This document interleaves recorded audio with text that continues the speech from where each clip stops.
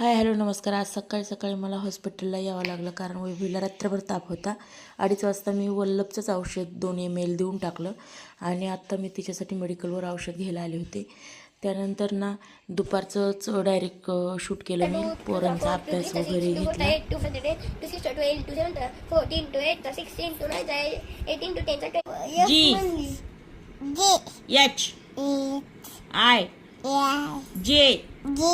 के वैभवीच्या अभ्यासाचं काही नसतं बरं का. तिला अजून नीट बोलता येत नाही. तिला आता 1.5 वर्ष होतील परवा. पण तिचं अशी मध्येच लोडबूड चालू असते आणि तिचं थोडंसं असं घेतलं की तिला बरं वाटतं. दादाला अभ्यास करून असं बोर झालं होतं. त्याची रिकामी चाळे अशी चालू झाली होते.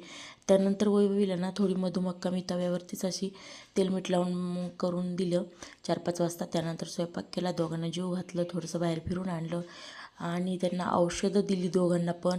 आणि त्या दोघांमध्येच मी होते थोडं. मग त्यानंतर रात्री त्यांना असं झोपी घातलं आणि हे उशीर झाला होता मला नंतर.